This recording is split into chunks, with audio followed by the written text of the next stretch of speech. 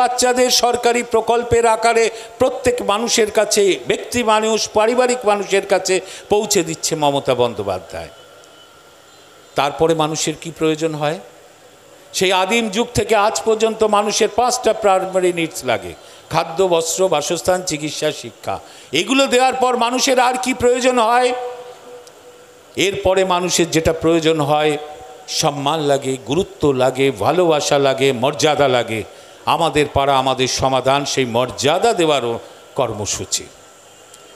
আমরা এখন 8,000 কোটি টাকা তিনি বরাদ্দ করলেন 80,000 বুথের জন্য। প্রতিটা বুথে কি কাজ হবে সেটা ঠিক করবে কে? ওই বুথের সাধারণ মানুষ। অর্থাৎ সাধারণ মানুষ যেটা ঠিক করে দেবে, বিডিও, পঞ্চায়েত সেটাই বাস্তবে রূপায়িত করে দেবে। অর্থাৎ মতামত দেওয়ার ক্ষেত্রে, উন্নয়নের ক্ষেত্রে মতামত দেওয়ার ক্ষেত্রে সাধারণ মানুষের হাতে এই অধিকার তুলে দিচ্ছেন মমতা বন্দ্যোপাধ্যায়। অর্থাৎ তিনি সম্মান দিচ্ছেন, মর্যাদা দিচ্ছেন। এটা ভারতবর্ষে কোনো রাজ্যে নেই, স্বাধীনতার পর কোনো রাজ্য ভাবতে পারেনি, এবং ভারতবর্ষের বাইরে আর কোনো দেশেই এভাবে মানুষকে এতটা গুরুত্বপূর্ণ জায়গা উন্নয়নের ক্ষেত্রে কিন্তু কেউ দেয়নি। মমতা বন্দ্যোপাধ্যায় দিচ্ছেন, তাই এটাই আমাদের গৌরব।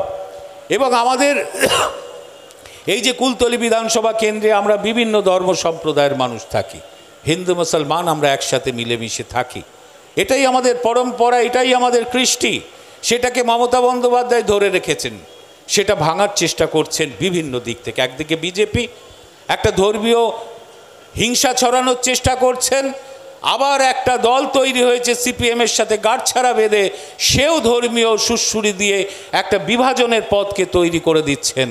কিন্তু এটা তো বাংলা, এখানে সব ধর্ম সম্প্রদায়ের মানুষ আমরা একসাথে থাকি। আমরা ছোটোবেলা থেকে হিন্দু মুসলমান একসাথে খেলাধুলা করি, একসাথে পড়াশোনা করি, একসাথে জীবন জীবিকার জন্য লড়াই করি, একে অপরের আনন্দ অনুষ্ঠান ভাগ করে নিই, একে অপরের বিপদে আপদে পাশে দাঁড়াই। এটাই আমাদের সংস্কৃতি, এটাই আমাদের পরম্পরা, আর এটাকে রক্ষা করছেন মমতা বন্দ্যোপাধ্যায়। কিন্তু একটা শক্তি বিজেপি, তারা চাইছে প্রতিদিন প্রতি মুহূর্তে তারা একদিকে বাংলাকে বঞ্চনা করে রেখেছে। 1,92,000 কোটি টাকা বাংলাকে বঞ্চনা করে রেখেছে 3.5 বছর কেন্দ্রীয় সরকার। 100 দিনের কাজ বন্ধ, চারবার ভারতবর্ষের মধ্যে 100 দিনের কাজে আমরা প্রথম হয়েছি। পশ্চিম বাংলায় 2,56,00,000 জব কার্ড হোল্ডার, তার 99% আধার কার্ডের সাথে লিঙ্ক আছে।